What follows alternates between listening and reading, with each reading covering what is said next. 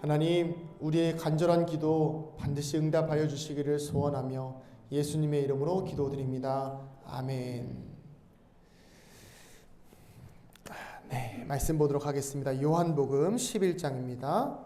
요한복음 11장 17절부터 44절 말씀.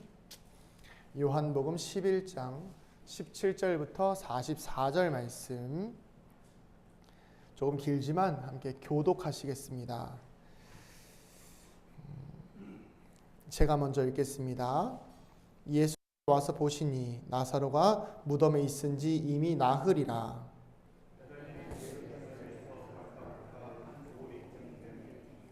많은 유대인이 마르다와 마리아에게 그 오라비의 일로 위문하러 왔더니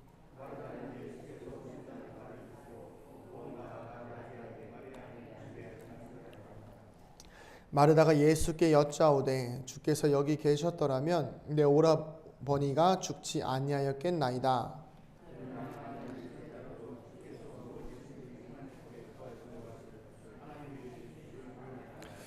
예수께서 이르시되 내 오라비가 다시 살아나리라.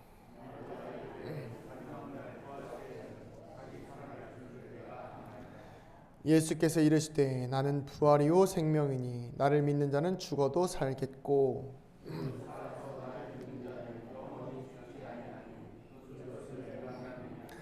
이르되 주여 그러하외다. 주는 그리스도시요 세상에 오시는 하나님의 아들이신 줄 내가 믿나이다.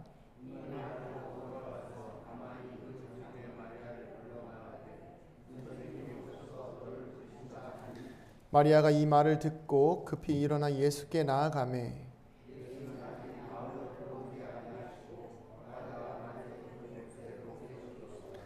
마리아와 함께 집에 있어 위로하던 유대인들은 그가 급히 일어나 나가는 것을 보고 곡하러 무덤에 가는 줄로 생각하고 따라가더니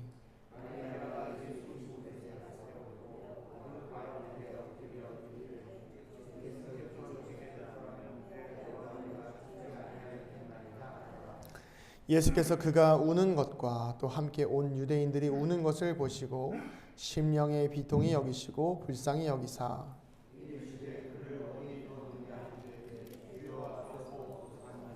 예수께서 눈물을 흘리시더라.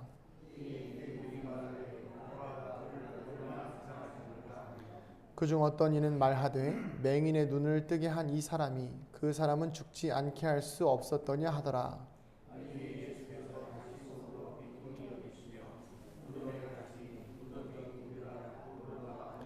예수께서 이르시되 돌을 옮겨 놓으라 하시니 그 죽은 자의 눈이 마르다가 이르되 주여 죽은 지가 나흘이 되었음에 벌써 냄새가 나나이다.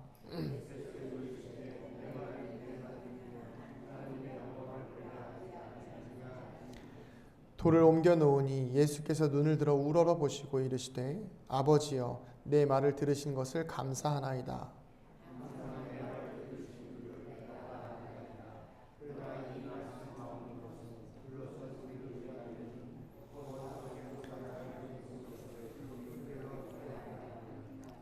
이 말씀을 하시고 큰 소리로 나사로야 나오라 부르시니 죽은 자가 수족을 배로 동인 채로 나오는데 그 얼굴은 수건에 쌓였더라. 예수께서 이르시되 풀어놓아 다니게 하라 하시니라. 아멘. 오늘 말씀은 말씀의 제목을 같이 한번 읽어볼까요? 시작. 네, 슬픔을 위로하시는 예수님입니다. 이제 보통 한 9월쯤 되면 이제 성탄절을 준비하거든요. 그래서 12월 성탄절에 어떤 말씀을 준비할까 좀 고민하고 하다가 오늘 우리가 헌금 찬양으로 불렀던 예수님은 누구신가 이 찬양을 듣게 됐어요. 그 찬양을 듣다 보니까 예수님은 누구신가 그 가사가 너무 와닿아서 계속 예수님이 어떤 분이신가를 묵상하다가 보니까 이 성탄절에 예수님이 어떤 분이신지에 대해서 우리 모두가 함께 나누면 좋겠다는 생각이 들었습니다. 그래서 오늘 이 첫 번째 주제로 예수님은 누구신가? 바로 슬픔을 위로하시는 예수님, 우는 자의 위로가 되시는 예수님, 그 예수님에 대해서 함께 나누려고 합니다.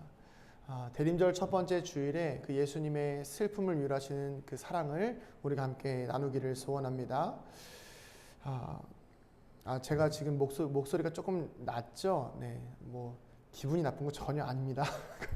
기분이 나쁜 게 아니라 살짝 지금 목이 가라앉아 있어서 굳이 크게 일부러 안 올리려고 그래요. 네, 왜냐하면 너무 크게 올리다 보면 제 목이 조금 문제가 생길 것 같아서. 네. 이런 말 하면 또 도라지 뭐 이거 다 챙겨주시는데 네, 다 있습니다. 네, 괜찮습니다. 안 주셔도 되고요. 다 있습니다. 말씀을 좀 집중해서 한번 들어보도록 하겠습니다. 우리 모두는요, 인생에서 누구도 피해갈 수 없는 비극을 한두 번씩은 다 경험하게 돼요. 아무리 행복한 사람도 비극은 있습니다. 그렇죠? 많은 사람들이 이 현실에서 일어나는 어려움에 대해서 그런 비극들을 경험하면 현실을 부정하거나 아니면 책임을 전가해요. 내 탓이 아니야. 다 다른 사람 탓이야. 아니면 내 탓인 걸 알지만 합리화를 시키기도 하죠. 어쩔 수 없었어. 또는 그 비극을 외면하기 위해서 중독에 빠지기도 합니다. 현실을 외면하기 위해서 뭐 도박 중독에 빠진다든지 게임 중독에 빠진다든지 망상이 생기기도 하죠. 또 회피, 이 상황을 다 도망가는 거예요. 다 그냥 내버려두고 도망가는데, 제가 얼마 전에 저도 그런 일이 하나 있었습니다. 비극까지는 아니어도 저희 둘째 녀석이 가끔가다 한 번씩 이 실어병이 도져가지고요. 밥 먹어도 싫어, 뭐 해도 싫어, 뭐 해도 싫어, 자라 그래도 싫어, 잘래 그러면 안 자, 약 먹어 안 먹어, 그러면 약 먹지 마 그러면 안 먹지 않아, 막 계속 무조건 다 아니에요. 그래서 저도 모르게 저희 아내에게 그랬습니다. 도망가자. 제가 애들을 내버려두고 도망가자. 회피하고 싶었던 거죠. 너무 이제 말을 안 들으니까 마음이 힘들어서. 근데 또 말을 또 잘 들을 때도 있고 그래요. 이런 작은 일들부터요, 우리의 인생에서 정말 가장 힘든 사랑하는 사람들과의 이별까지 고통을 마주하는 상황은 굉장히 힘들어요. 하지만 이 기독교의 핵심 진리 중에 하나는 무엇이냐면, 이 고통을 통해서 죽음을 거쳐서 결국은 생명을 알아가야 되는 거거든요. 참 모순되고 참 힘들어요. 그렇지만 이 예수님께서 경험하셨던 그 십자가의 고통, 그 죽음, 결국은 그 모진 고통을 통해서 부활에 이르는 것, 그것이 이 기독교의 아주 핵심적인 진리입니다. 이렇게 생각해 보면 아주 역설적이지만 어두운 밤에 우리가 해를 보기 위해서는 어떻게 해야 될까요? 해가 지는 서쪽으로 가는 것이 아니라 오히려 그 어두움 속으로 들어가야 되는 거죠. 해가 지는 동쪽, 해가 없는 동쪽으로 쭉 달려가야지만이 뭘 볼 수 있을까요? 해가 뜨는 동쪽으로 가야지만이 이 뜨는 해를 볼 수 있는 거죠. 우리는 그래서 이 고통과 고난이 올 때에 무조건 피하려고 한다거나 아니면 외면하거나 아니면 회피하거나 책임을 전가하거나 현실을 부정하기보다는 한편으로는 그 어둠 속으로 뛰어드는 것도 오히려 빛을 볼 수 있는 하나의 길이 될 수도 있다는 것을 나눠봅니다. 그래서 슬픔이 또 어떤 고통들이 우리의 성장의 원동력이 될 수 있다는 것을 우리는 생각하셔야 됩니다. 여러분들이 신앙이 성장하시는 과정들을 보면 어떠세요? 좋을 때도 성장하지만 힘들고 어렵고 고통스러울 때 그 신앙의 성장은 훨씬 더 크다는 것을 여러분들이 다 체득해서 아시잖아요. 그래서 이 슬픔이 무조건 나쁜 것만은 아니다. 저는 여러분들에게 이렇게 말씀드리고 싶습니다. 오늘 본문에서는 그 슬픔을 경험한 사람들이 나와요. 누구죠? 마르다와 마리아. 어찌 보면 세상에서 가장 큰 슬픔 중에 하나겠죠. 사랑하는 가족을 잃었어요. 여러분들이 그냥 성경에서 보시면 그냥 나사로가 죽었고 예수님 가서 살리셨고, 그러니까 그 살리신 것만 너무 집중하다 보니까 이 사람들의 현실을 너무 외면하시는 경우들이 있어요. 여러분 여기서부터 잘 보셔야 됩니다.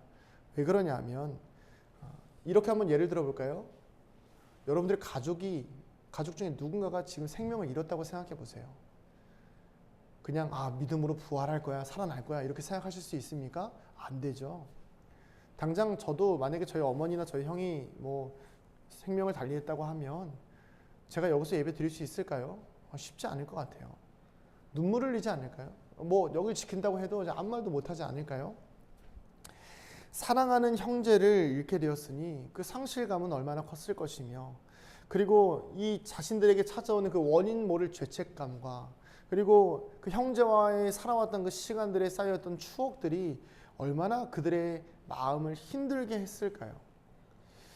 이런 슬픔을 당하고 있는 마르다와 마리아에게는 그렇게 슬픔을 당할 수밖에 없었던 이유가 있어요. 그 이유가 뭘까요?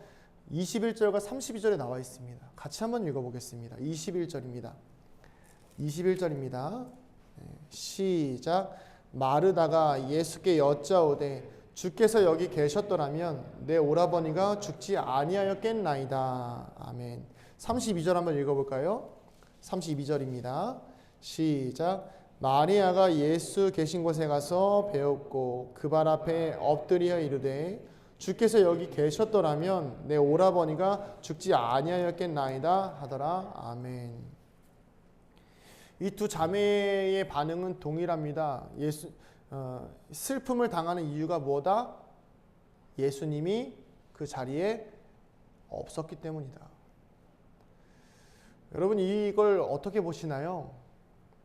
예수님이 그들과 함께 계셨더라면 나사로를 고쳐주실 거라는 그 믿음이 있죠. 마리아와 마르다에게. 그래서 저는 이 말씀 묵상하는데 이렇게 보이더라고요. 믿음을 빙자해서 예수님을 원망하고 있는, 예수님이 하나님의 아들이신 것을 믿어요. 그런 고백도 여기 나와 있잖아요. 베드로가 했던 그 놀라운 고백을 마르다도 동일하게 합니다. 그런데 중요한 건 뭐예요? 주님이 여기 계셨더라면 내 형제는 죽지 않았을 것입니다. 이게 무슨 말이에요? 당신이 여기 없었기 때문에 내 형제가 죽은 거야. 예수님이 하나님의 아들이신 것을 알기 때문에 이해는 가지만 당신이 조금만 빨리 왔으면, 당신이 조금이라도 우리를 생각했다면 내 형제들은 죽지 않았을 거야. 이런 의미로 예수님께 화살을 돌리고 있는 것 같지 않습니까? 어찌 보면 나사로의 죽음은 그냥 병들어 죽는 건 자연스러운 과정이죠. 그런데 그 자연스러운 과정 속에서 이 자매들은 뭘 원하고 있는 거예요? 당신이 여기 있었으면 이 사람은 죽지 않았을 거다. 책임을 돌리고 있는 거예요. 화살을 돌리고 있는 거죠. 슬픔을 쏟아놓을 대상이 없으니까 누구를 찾는 거예요? 예수님께서 그 슬픔을 쏟아내는 거예요. 여러분, 우리의 삶에서 이런 상황이 얼마나 많이 생깁니까? 주님, 한 번만 도와주세요. 지금 너무 내 형제와 자매와 내 가족들이 아픕니다. 제발 한 번만 도와주세요. 주님, 물질이 너무 급합니다. 제발 한 번만 살 길을 좀 열어주세요. 늘 간절히 바라지만 정말 필요한 때에 우리의 도움이 되지 않으시는 그 하나님에게 얼마나 많이 실망하고 얼마나 많이 좌절하고 원망을 합니까? 믿음을 가지고 주님 도와주실 걸 믿지만 이미 지나가 버렸어요. 주님 살려주실 걸 믿지만 이미 끝나버렸습니다. 이게 돼버리는 것 아닙니까? 믿음이 있으니까 원망도 나오는 거예요. 믿음이 있으니까 실망도 나오는 거고요. 왜요? 그만큼 기대하니까, 그만큼 의지하니까 그런 거죠. 하지만 여러분, 예수님에게는 나름의 이유가 있습니다. 어떤 이유였을까요? 그것은 바로 이 나사로의 죽음을 통해서 이 생명을 주관하시는 하나님의 영광을 예수님을 믿지 않고 예수님을 구주로 영접하지 않는 이들에게 보여주시기 위함이었던 것이죠. 여기서 많은 분들이 가끔씩 시험에 되기도 합니다. 아니, 사람 목숨 가지고 하나님의 영광을 왔다 갔다 한다고? 그런데 여러분, 조금만 더 들어보세요.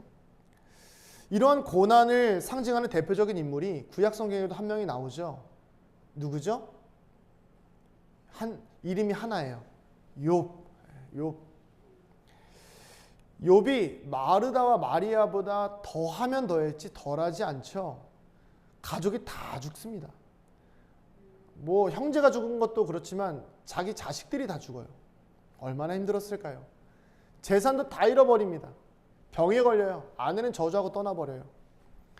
모든 것을 은혜로 여기며 하나님 앞에서 늘 깨끗하고 정직한 삶을 살았음에도 불구하고 욥의 입장에서는 뜻모를 고난이죠. 이유 없는 고통이죠. 얼마나 힘들었을까요?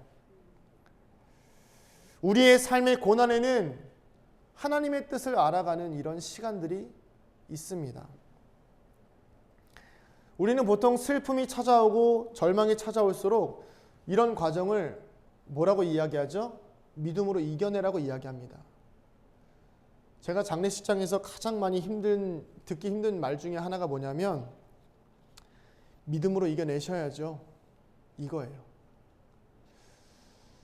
목사이지만 믿음으로 이겨내야지라는 말이 너무 부담스럽습니다. 왜냐하면 그 사람들이 모를까요? 그 믿음으로 이겨내야 된다는 걸 모를까요? 알죠. 근데 그 슬픔이 너무 큰 거예요. 우리 인생에서 믿음을 여기저기 너무 많이 갖다 붙이니까요. 고난 당하면 믿음이 없으면 죄 짓는 것 같은 상황을 만들어 버려요. 여러분, 고난 당했을 때 믿음이 없는 것처럼 보이더라도 너무 실망하지 마세요. 그리고 너무 정죄하지 마세요. 기도해야지. 기도해야 되는 거 누가 모릅니까? 근데 자꾸 기도해야 되지, 믿음 없는 사람으로 만들어 버리는 거예요. 고난 당하는 사람들을. 그러면 안 된다는 거예요. 왜 그렇습니까? 믿음으로 이겨내야 되는 건 맞아요. 그러나 과정이라는 게 있죠. 과정. 믿음으로 이겨내기 전에 어떤 과정이 필요합니까? 내 아픔과 슬픔을 예수님 앞에 가지고 나아가야 되는 거예요. 아픔과 슬픔을 느낄 새도 없이 믿음으로부터 반응하면요, 언젠가는 무너진다니까요. 제가 얼마 전에 한 분을 이렇게 유튜브에서 보게 됐는데, 이분이 어떤 상황이었냐면, 아버지가 암투병 중이셨고 누나가 갑자기 말기 암이 찾아온 거예요. 그래서 아버지가 돌아가시려는 찰나에 누나도 같이 죽은 거예요. 이 사람이 정신을 잡아야겠다 생각이 들어가지고 바짝바짝 살았대요. 아버지 돌아가는 슬픔을 느낄 새도 없이. 누나를 어떻게든지 돌봐야 되니까. 근데 결국엔 누나도 생을 마감하고 어머니가 남았는데 어머니가 갑자기 파킨슨병이 찾아온 거예요. 이 사람이 여기서 확 무너지더래요. 그러니까 이 사람이 뭘 하는 거예요? 슬픔을 느낄 새도 없이 연달아서 따다다다닥 맞아버리니까 나는 이겨내야 돼 해서 살았는데 연달아서 맞아버리니까 이 사람이 나중에 그런 이야기를 하더라고요. 정신 차려보니까 뜨거운 라면을요 손으로 집어먹고 있더래요. 근데 이게 안 멈춰지더래요. 내가 이걸 멈춰야 되는데 이게 안 되더라는 거예요. 그만큼 이 슬픔을 우리가 해결하지 않으면 안 되는 삶인데, 우리 신앙인들은요 다들 믿음이라는 이유로 그 슬픔을 외면하고 그리고 그걸 다 덮어버리고 언젠가는 터져서 내 삶을 무너뜨릴 걸 알지만 회복하는 것들이 다 들어가 있다는 거죠. 결론부터 말하자면 예수님은 오늘 우리의 슬픔을 공감하시는 분이 되십니다. 예수님이 슬픔을 공감하시는 분이 아니시라면 오자마자 나사로부터 살리셨을 거예요. 예수님의 목적은 하나님의 영광을 드러내는 것이기 때문에, 예수님이 결과 중심적인 분이셨으면 결국 그냥 나사로만 살리면 되는 것 아니겠습니까? 죽은 자만 살리면 끝나는 거 아니에요? 그러면 앞에 과정 다 필요 없죠. 뭐 마리아가 나오든 마르다가 나오든 뭐 사람들이 수군수군 대든 다 필요 없습니다. 그냥 가서 나사로야 나오라, 이런 거 아니에요? 근데 예수님 그렇게 안 하시죠. 이 신약 성경, 이 종이가 엄청 귀한 그 시대에 자그마치 17절부터 44절이라는 아주 큰 분량을 사용하면서까지 여기다가 예수님이 그 마르다와 마리아를 만나는 과정을 써놓으신 이유가 무엇입니까? 예수님은 충분히 슬퍼할 시간을 가지셨던 거예요. 심지어 마르다와 마리아의 믿음의 원망조차도 담담히 받아주셨어요. 누가 봐도 원망스러운 말인 게 뻔한데 그걸 담담히 받아주십니다. 너 왜 이렇게 믿음이 없어? 야, 어차피 죽었으면 천국 가는 거 알 거 아니야. 왜 이렇게 힘들어해? 힘들어하지 마. 그런 얘기 전혀 안 하십니다. 그냥 담담히 같이 비통해 하시고 불쌍히 여겨주신다는 거예요. 심지어 사람들의 의심까지도 그냥 받아내셨습니다. 그 이유가 무엇입니까? 예수님은 슬픔의 의미를 알고 계셨기 때문이에요. 그리고 무엇보다도 가족을 잃은 그 슬픔이 얼마나 큰지를 공감하셨기 때문입니다. 여러분, 우리는 이 신앙생활할 때 이런 감정들을 모른 척할 때가 많습니다. 신앙생활도 신앙생활이지만 여러분들의 일상의 삶에서 이런 감정들을 무시할 때가 너무나도 많아요. 자식들 키우느라 정신없고 삶이 바쁘고 그러다 보니까 내가 받은 상처들을 그냥 갈무리할 새가 없이 그냥 다 지나가 버리는 거죠. 지금은 슬퍼할 때가 아니야. 지금은 고통을 바라볼 때가 아니야. 빨리빨리 내가 나아가서 이걸 빨리 극복하지 않으면 지금 내 삶이 무너질 거야. 아니요. 지금은 안 무너지는 것 같지만 언젠가는 그 삶은 반드시 무너지게 되어져 있습니다. 나를 돌아보지 않는 믿음은 언젠가 쓰러지게 되어져 있다는 것이죠. 부실공사가 되는 거예요. 그래서 예수님은 마리아와 마르다에게 충분히 슬퍼할 시간을 주십니다. 왜냐하면 그 어두운 밤에서 경험하는 그 슬픔이 결국 아침이 찾아오는, 밝은 해가 찾아오는 시간이 있게 됨을 알고 계시기 때문이죠. 여러분, 우리가 믿음으로 무언가를 온전히 고백하기 전에 반드시 해야 될 일이 있습니다. 그것은 저를 좀 따라해 보실까요? 나의 감정을 온전히 하나님께 고백하라. 그게 필요해요. 여러분, 너무 슬픈 걸 외면하려고 하지 마세요. 여러분, 너무 짜증나는 걸요 담아두려고 하지 마세요. 한테 표현하라는 것이 아니라요, 내 마음을, 감정을, 야, 내가 믿는 사람인데 그러면 안 되지, 그렇게 하지 말라는 거예요. 다 나올 수 있어요.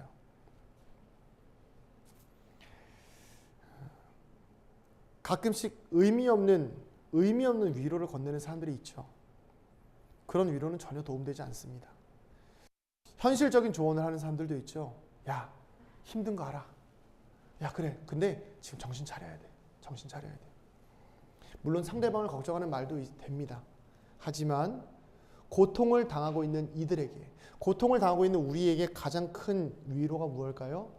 그들의 아픔을 함께 공감하는 것. 말이 없어도 같이 있어주는 것. 그것 아니겠습니까? 예수님께서 눈물을 흘리십니다. 같이 한번 읽어볼까요? 35절입니다. 35절 시작. 예수께서 눈물을 흘리시더라. 여러분, 예수님이 눈물을 흘리세요. 이게 어떤 의미인지 아십니까? 성경에서요, 예수님이 딱 3번 눈물을 흘리세요. 그 수많은 성경의 내용 중에 예수님이 딱 3번 눈물을 흘리시는데, 첫 번째는 예루살렘 성을 보고, 무너진 하나님의 나라를 보고 우시는 거예요. 엄청 큰 대의명분이 있잖아요. 두 번째가 뭔지 아십니까? 십자가의 죽음을 앞두고 너무 큰 이 하나님의 사명을 두고 눈물을 흘리세요. 마지막 3번째가 이 나사로의 죽음 앞에서 눈물을 흘리시는 거예요. 이 앞에 2개보다 좀 무게감이 좀 덜하지 않습니까? 그런데 예수님 눈물을 흘리시더라는 거예요. 왜요? 예수님이 나사로가 천국에 가지 못할 걸 알아서 눈물을 흘리셨을까요? 아니요. 여러분, 나사로는 이미 예수님을 알고 있는 사람이었고 믿고 있는 사람이었어요. 마르다도 마찬가지였고 마리아도 마찬가지잖아요. 다들 부활을 믿고 있는 사람들이에요. 그렇다고 나사로가 죽었다고 해서 예수님이 슬퍼하실 이유가 있습니까? 여러분, 우리 장례식장 가면 무슨 얘기합니까? 여러분, 우리 누군가가 슬픔 당하면 무슨 얘기합니까? 천국 가는데 기뻐해야지. 기뻐해야지. 근데 그 전에 할 일이 있다는 거예요. 예수님은 형식적으로 눈물을 흘리신 것이 아니라 그 나사로의 죽음에 대해서 진심 어린 슬픔을 느끼셨어요. 왜 그러셨을까요? 마르다와 마리아의 마음을 아시고, 그리고 나사로와의 추억이 있음을 아셨기 때문이에요. 여러분, 고통 중에 계시다면요, 슬픔 중에 계시다면 이 예수님의 눈물을 기억하시기 바랍니다. 예수님은 당신이 사랑하는 사람을 보시면서 그저 담담히 받아내시는 분이 아니에요. 같이 울고 계시고 같이 고통의 순간을 함께하고 계신 분이 바로 우리 예수님이십니다. 그래서 이런 예수님의 사랑하는 이를 위한 눈물, 사랑하는 사람을 위한 예수님의 눈물이 바로 위로의 시작인 것입니다. 예수님의 마음이 우리에게 공감이 되기 때문에 그 예수님의 사랑이 위로가 되는 건 아니겠습니까? 예수님의 죽음이 인간에게 다가오는 모두에게 허락된 것이기에 우리가 그 예수님을 공감할 수 있었던 것처럼 예수님이 우리를 위해서 공감해 주신다는 거예요. 이러한 예수님의 위로는 우리의 생각을 뛰어넘는 위로가 되어집니다. 왜 예수님은 우리의 생각을 뛰어넘는 위로를 주시냐면, 보세요. 마르다와 마리아는 나사로의 죽음을 현실로 이미 받아들였어요. 끝났다고 생각한 거예요. 그러니까 그런 이야기 하는 거예요. 주께서 여기 계셨더라면 죽지 아니하였겠나이다. 그리고 나는 부활이요 생명이니 네가 살아서 내가 나를 부활할 것을 믿느냐. 그러니까 마르다가 뭐라 그래요? 마지막 때에 부활할 줄 믿는다. 그러니까 지금이 아닌 거예요. 더 이상 예수님이 무언가를 할 수 없다라고 생각한 거죠. 그래서 나사로의 죽음을 이 자매들이 현실로 받아들여요. 그리고 그의 부활은 마지막 날에 이루어질 것입니다. 고백을 하는 거죠. 이것도 믿음이 대단한 거예요, 여러분. 하지만 예수님은 그 자리에서 나사로를 살리시는 것을 보게 됩니다. 그 이유가 뭐예요? 39절에서 40절에 나옵니다. 같이 한번 읽어보겠습니다. 39절에서 40절입니다. 시작. 예수께서 이르시되 돌을 옮겨 놓으라 하시니 그 죽은 자의 누이 마르다가 이르되 주여 죽은 지가 나흘이 되었음에 벌써 냄새가 나나이다. 예수께서 이르시되 내 말이 내가 믿으면 하나님의 영광을 보리라 하지 아니하였느냐 하시니 아멘. 이 말씀이 무엇입니까? 예수님을 의심하고 비아냥거리던 사람들에게 하나님의 영광을 보여주시기 위함이라는 거예요. 그리고 결국 나사로는 생명을 회복하고 다시 삶을 살아가게 되죠. 여러분, 우리의 신앙의 위험성이 바로 여기에 있어요. 나사로가 살아났잖아요. 그러니까 다들 뭘 원하십니까? 나사로가 보통 이런 생각하죠. 하나님께 간절히 구하면 하나님이 내 생명을 살려주실 거야. 하나님께 간절히 구하면 내 건강이 좋아질 거야. 하나님께 간절히 구하면 무언가 일이 해결될 거야 라고 생각합니다. 물론 그것도 맞습니다. 그러나 그것보다 좀 더 본질적인 게 있죠. 그게 뭐예요? 하나님의 영광을 보는 거예요. 나사로의 죽음을 통해서 예수님이 원하셨던 것은, 하나님이 원하셨던 것은 하나님의 영광을 사람들에게 보여주기 위함이라는 거죠. 아까도 말씀드렸던 것처럼 나사로가 죽었다고 해서 슬퍼할 일은 아니에요, 사실. 그죠? 왜요? 나사로는 천국 가거든요. 예수님 믿었거든요. 그럼에도 불구하고 그 나사로를 굳이 살리시는 이유는요. 마리아와 마르다에게 야, 너네 왜 이렇게 슬퍼하냐? 걱정하지 마라. 나사로 나중에 부활하면 천국에서 나와 함께 있을 거다 말씀하실 수 있는데 그렇게 하지 아니하시고 굳이 나사로를 살리시는 이유는 하나님의 영광을 위함이다라는 거죠. 여러분, 진정한 삶의 위로가 어디에서 찾아오는지 아십니까? 그건 바로 내가 처한 상황에서 하나님의 뜻을 알기 시작할 때 위로가 찾아와요. 삶에 아무것도 변한 것 없거든요. 고통은 전혀 사라지지 않거든요. 그런데 하나님의 영광을 보게 되고 나를 향한 하나님의 뜻을 알기 시작할 때 그 고통이 더 이상 고통이 아니게 되고요. 그 슬픔이 더 이상 슬픔이 아닌 위로가 되더라는 거죠. 오히려 하나님의 뜻을 알게 되면 마음이 위로가 되더라는 거죠. 구약 성경의 욥이 어떤 위로를 받았습니까? 한번 대답해 보실래요? 여러분, 구약 성경의 욥은 어떤 위로를 받았습니까? 재산이 회복됐죠? 자녀들이 살아났죠? 더 배로 불어났죠? 여러분, 이게 정말 위로라고 생각하십니까? 아니요. 이건 죄송하지만 덤이고요. 그 전에 위로가 하나 있어요. 같이 한번 말씀 보겠습니다. 욥기 42장 4절에서 6절인데 한번 읽어볼게요. 시작. 내가 말하겠사오니 주는 들으시고 내가 주께 묻겠사오니 주여 내게 알게 하옵소서. 내가 주께 대하여 귀로 듣기만 하였사오나 이제는 눈으로 주를 배옵나이다. 그러므로 내가 스스로 거두어드리고 티끌과 제 가운데에서 회개하나이다. 아멘. 여러분 이게 무슨 말이에요? 욥이 건강이 회복된 상태가 아니에요. 아직. 그리고 자식들이 살아난 것도 아니고요. 그리고 재산이 회복된 것도 아니에요. 그런데 욥은 여기서 위로를 받아요. 어떤 위로요? 내가 말하겠사오니 주는 들으시고 하나님 제 기도 들어주세요. 그리고 주님께 묻겠사오니 주님 말씀해 주세요. 뭐가 이루어져요? 하나님과 대화가 이루어지기 시작해요. 하나님께 내 고통을 물어보기 시작합니다. 그리고 주님 내가 귀로 듣기만 했지만 이제 주님을 바라봅니다. 그리고 내가 주님의 영광을 보기 시작하니까요. 뭐가 시작되는 거예요? 내 존재의 가치를 깨닫게 되고 내가 주님 앞에 회개를 하기 시작하는 거예요. 여러분 욥에게 있어서의 위로는 하나님의 영광을 보고 자신의 존재를 깨닫는 거였어요. 그러니까 그간의 고통이 더 이상 뭐가 안 되는 거예요? 고통이 안 되는 거예요. 욥은 받은 모든 고난의 위로는 하나님의 영광에서의 자신의 존재를 인지하고 회개하는 것이었어요. 말씀을 정리하겠습니다. 오늘 본문에서는 사실 위로에 관한 어떤 말씀도 다 나오지 않아요. 그런데 마태복음 5장 4절에 보면 산상수훈이 나오고 팔복이 나오죠. 애통하는 자는 복이 있으니 그들이 위로를 받을 것이다 라는 본문이 있습니다. 근데 거기서 위로가 어떤 뜻인지 아십니까?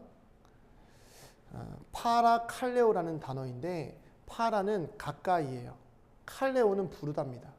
자, 그럼 위로가 무슨 의미를 가지고 있어요? 가까이 부르다. 가까이 부르다. 예수님은 마르다와 마리아를 위로하시기 위해서 그들에게 가까이 찾아가셨어요. 그것 자체가 위로인 거죠. 나사로가 살아난 것은 하나님의 영광을 보기 위함이었던 것이고 이 예수님의 존재 자체가 그들에게 다가간 것이 위로라는 거예요. 근데 여러분 제가 아까 말씀드렸죠. 위로가 뭐라고요? 가까이 어떻게 한다고요? 가까이 부르다죠. 가까이 부르다인데 예수님은 뭐 하신 거예요? 가까이 다가가셨어요. 이걸 기억하셔야 돼요.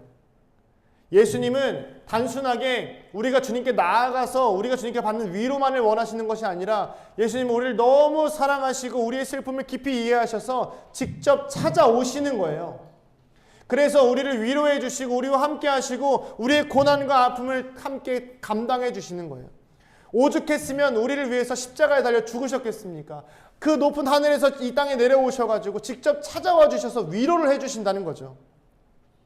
대림절 아니겠습니까? 이 대림절 다가오심을 기억하는 날이고 예수님이 이 땅에 태어나신 날을 기억하는 날입니다. 그러면 여러분 예수님이 이 땅에 우리에게 주신 그 위로는 마리아와 마르다가 경험했던 그 죽음의 위로를 죽음의 그 슬픔을 뛰어넘어서 얼마나 힘들었니? 얼마나 아팠니? 그래. 내가 너와 그 아픔 그 가운데 그 고통 가운데 함께 하겠다. 임마누엘의 하나님이 우리와 함께 하신다. 그것이 우리에게 진짜 위로가 되는 것 아니겠습니까? 여러분 너무 기적만을 바라는 믿음을 갖지 마시기 바랍니다. 제가 참 어려워하는 말 중에 하나가 뭐냐면요. 무조건 감사예요. 무조건 감사. 무조건 감사 됩니까? 거짓말하지 마시고요. 무조건 감사하지 마세요. 안 돼요. 아무리 해도 안 되던데요. 불평 불만이 있을 수 있지요. 그러나 하나님 앞에 솔직하게 고백할 수 있는 그 믿음이 필요해요. 마리아와 마르다는요 이런 얘기를 했잖아요. 주님께서 계셨더라면 안 죽었을 거예요. 원망했어요. 그런데도 예수님은 그들을 그냥 버려두지 않으셨어요. 이런 믿음 없는 것들 그렇게 하지 않으셨다는 거예요. 그냥 같이 계셔줬어요. 여러분 우리의 슬픔과 아픔과 고통을 주님께 내려놓을 때에 있는 그대로 고백하기 시작할 때에 여러분들의 삶에 쌓아왔던 수많은 슬픔들을 주님께 있는 그대로 고백할 때에 주님께서요 너 왜 이렇게 믿음이 없니? 이러지 않으세요. 그저 함께 해주시는 거예요. 그리고 우리가 그 고백을 다 하고 났을 때에 하나님의 영광을 보기 시작하면 그때의 감사가 시작되는 거예요. 무조건 감사라는 말은 과정이 없이는 나올 수가 없는 거거든요. 그런데 많은 분들이 과정 없는 감사를 하려고 해요. 그러니까 나중에 시험 들어요. 그러니까 나중에 쓰러집니다. 과정 없는 믿음을 가지려고 해요. 그러니까 나중에 흔들리는 거예요. 그러니까 나중에 교회를 떠나려고 합니다. 그러니까 나중에 예수님이 없다고 이야기하죠. 그러나 여러분, 아니에요. 우리는 충분한 슬픔의 과정을 거쳐야지만이 진정한 하나님의 영광을 바라볼 수 있습니다. 여러분, 어떤 고난 당하고 계십니까? 엄청난 슬픔을 겪고 있지만 표현할 방법이 없습니까?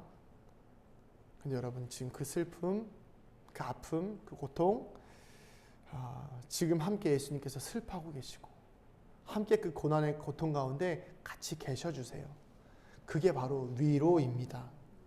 여러분이 우는 것보다 더 예수님 울고 계시고 여러분들이 아파하는 것보다 더 예수님 아파하고 계세요.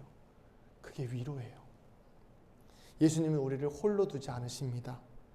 그리고 공감하시고 함께 슬퍼하시고 결국 그 속에서 우리를 향한 하나님의 영광을 알고 그것으로 인해서 우리의 삶이 회복될 때까지 기다려주시는 거예요.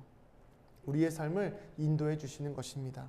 때로는 이해가 되지 않아도, 때로는 원망이 생기더라도 결국 우리는 예수님 앞으로 나아가야 합니다. 그럴 때에 우리의 슬픔 속으로 찾아오시는 그 예수님의 위로가 저와 여러분들의 있기를 간절히 소원합니다. 이 시간 같이 한번 잠깐 기도할까요? 눈을 좀 감으시고요.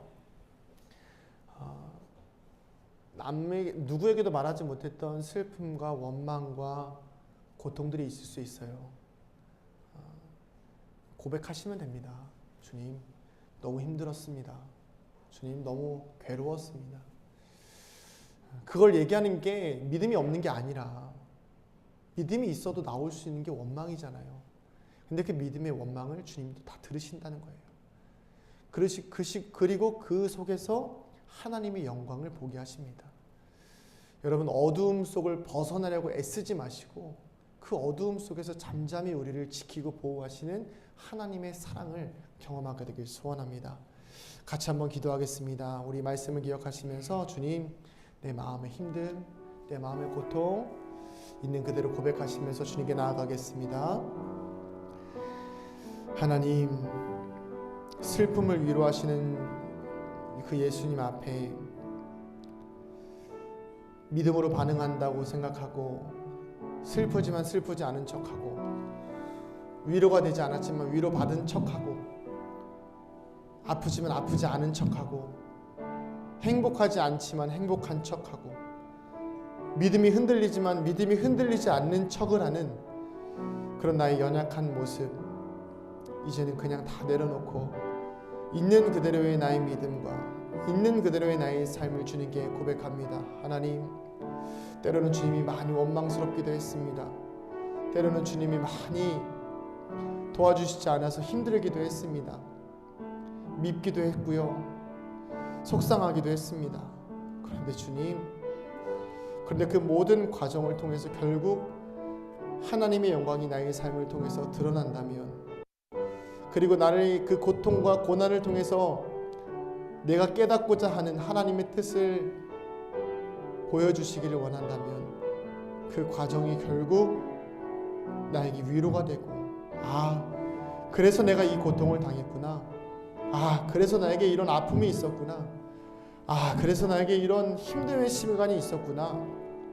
하나님, 그것이 진짜 위로가 아니겠습니까? 아픔과 고통을 외면하고 하나님을 불신하는 것보다 아픔과 고통 속에서 더 깊이 하나님을 신뢰하는 것, 그것이 우리의 믿음이 되어야 되지 않겠습니까? 어둠 속에서 더 단단한 믿음, 고통 속에서 더 신실한 하나님의 사람들이 나올 수 있도록 우리 은강교회를, 우리 사랑하는 성도들과 또 너무나 부족한 주의 종을 하나님 지켜보아여 주시옵소서. 슬픔을 위로하시는 예수님, 우리를 찾아와 주셔서 우리의 위로가 되어 주시옵소서. 주님, 하나님, 슬픔을 위로하시는 그 예수님 앞에 모든 것을 온전히 고백하기를 소원합니다. 괜찮지 않은데 괜찮은 척하는 것이 아니라 안 괜찮음을 인정할 수 있고, 믿음의 연약함을 인정할 수 있고, 때로는 주님이 밉기도 하고 원망스럽기도 했지만 결국에는 하나님의 영광의 은혜를 깨달아 위로를 얻을 수 있는, 그래서 하나님과의 관계가 정말 끈끈하고 신실할 수 있는 거룩한 주의 자녀들 되게 하여 주시옵소서. 우리 예수님의 오심, 하늘 영광 버리시고 이 땅에 오신 그 주님의 가장 큰 위로가 우리의 삶의 등불이 되기를 간절히 소원하며 예수님의 이름으로 기도합니다. 아멘. 이제는 우리 주 예수 그리스도의 은혜와 하나님 아버지의 무한하신 사랑하심과 성령님의 감화, 감동, 교통, 충만하심의 은혜가 이 자리에 머리 숙인 사랑하는 주의 자녀들의 머리 위에, 우리 은강교회 위에 이제로부터 영원토록 함께 하시기를 간절히 축원하옵나이다. 아멘.